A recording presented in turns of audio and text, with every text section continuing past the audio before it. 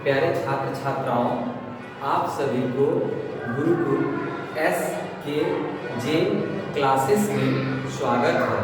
मेरे प्रिय छात्र छात्राओं, मैंने आपसे कहा था कि मैं प्रत्येक दिन आप सभी को हिंदी के महत्वपूर्ण प्रश्न लेकर आऊँगा। सो आज मैं पुनः आपके पास आया हूँ। आप सभी छात्र छात्राओं से मेरा नम्र निवेदन है कि आप सभी लोग एकाग्रचित होकर इस सारे प्रश्न को सुनेंगे और मनन करेंगे, ताकि आपकी परीक्षा में अपनी उत्तर पुस्तिका में आप आसानी से इन सारे क्वेश्चनों को लिख पाएंगे। इससे पहले मैंने आपको छपै कविता का व्याख्या करके बताया था। आज उसी पाठ से मैं आप लोग को पुनः कविता का व्याख्या करके बताने जा रहा हूँ। कृपया मेरे प्यारे छात्र छात्राओं, आप सभी छात्र छात्रा आसानी से इसे सुनेंगे और पढ़कर अपनी उत्तर पुस्तिका में अच्छे से अच्छे तरीकों से लिखने का प्रयास करेंगे। चलिए अब हम लोग आगे चलें। यहाँ पर लिखा हुआ है कि सुर कविता सुनी कौन कवि जो नाही सिर चालन करे। फिर से बच्चों, इस प्रश्न को आप सुनेंगे, इस पदभाग को आप सुनेंगे और इसका व्याख्या करके मैं आप सभी सामने को रखने जा रहा हूँ।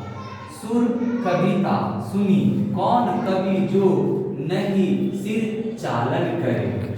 इस कविता पंक्ति के माध्यम से कविवर नाभादास जी यह बताने की चेष्टा कर रहे हैं कि सूरदास जी की कविता के सुनकर इस विश्व में कौन सा ऐसा व्यक्ति या कवि नहीं है जो उनके कविता के सामने नतमस्तक न हो जाए।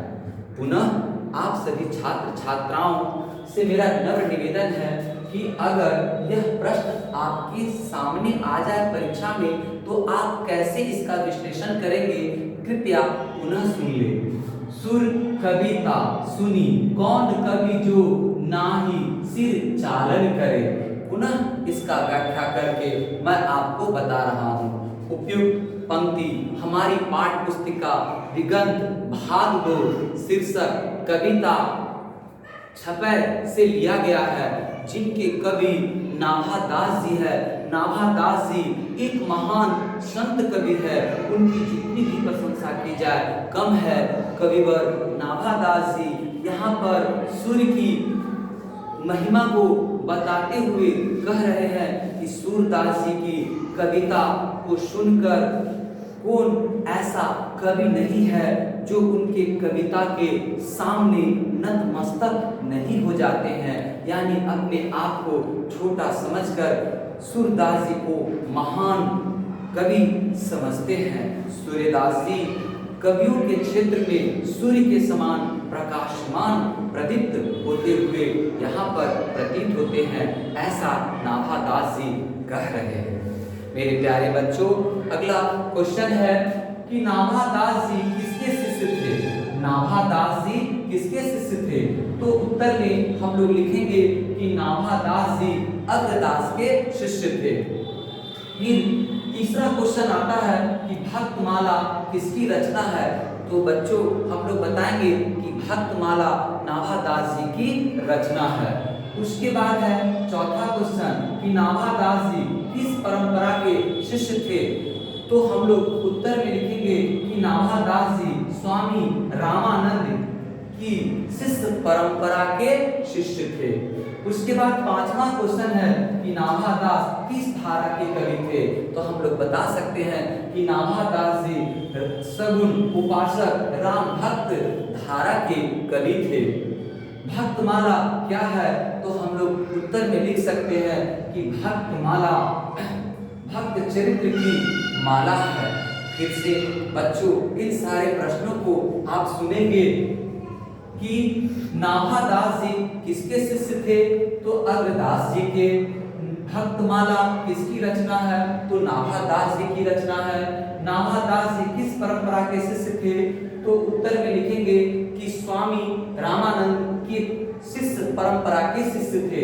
उसके बाद नाभादास जी किस धारा के कवि थे? तो उत्तर में लिखेंगे कि नाभादास जी सगुण पाशक राम भक्ति धारा के कवि थे। उसके बाद प्रश्न है कि भक्तमाला क्या है? तो हम लोग उत्तर में लिखेंगे कि भक्तमाला भक्त चरित्रों की माला है। यहाँ पर नाभादास जी सूरदास जी की महिमा का गुणगान गाए हुए हैं। उनके दृष्टि में सूरदास जी एक महान कवि है, जिनकी कविताओं के आगे सभी अपना नतमस्तक होकर उनको सम्मान करते हैं और सम्मान पूर्वक अपना सिर हिलाकर उनको धन्यवाद देते हैं। इसीलिए गुण की महिमा का यहाँ पर नाभादास जी व्याख्या कर रहे हैं। वो कह रहे हैं कि गुण से बड़ा कुछ नहीं होता है, और सूरदास जी वात्सल्य के बहुत प्रिय कवि है, और उनकी इस कविता के मार्मिक दृष्टिकोण को देखते हुए कविवर नाभादास जी उनके आगे नतमस्तक हो चुके हैं। यहाँ पर रहीम जी की भी दोहा मैं आपको बताने जा रहा हूँ, जिसमें यही बात सिद्ध होती है कि सूरदास जी महान कवि थे और उनकी प्रशंसा किए बिना समाज नहीं रह सकता है। इसलिए रहीम कवि जी कहे हुए हैं कि बड़ा हुआ तो क्या हुआ, जैसे पेड़ खजूर पंछी को छाया ना मिल पाए, फल लागे अति दूर। तो बड़े होने से कुछ नहीं होता है, गुण से सब चीज होता है। यहीं पर नाभादास जी यही बातें सूरदास जी की इस पंक्ति के माध्यम से हम लोगों को बताने की चेष्टा की है। अब मैं आप सभी छात्र छात्राओं से विनती करूंगा कि आप सभी छात्र छात्राएं इन सारे प्रश्नों को एकाग्रचित्त होकर सुनेंगे, पढ़ेंगे और गुरुकुल SKJ क्लास के इस चैनल को सब्सक्राइब करेंगे, लाइक करेंगे और अन्य छात्रों तक इन सारी बातों को पहुंचाने का प्रयास करेंगे। मेरे प्रिय छात्र छात्राओं, यही आशीर्वाद देते हुए मैं आपसे विदा लेता हूं और अगले दिन पुनः मैं अगला कविता की पंक्ति लेकर आप सभी के सामने उपस्थित होऊंगा। आप सभी छात्र छात्राओं को मेरा शुभ आशीष। धन्यवाद।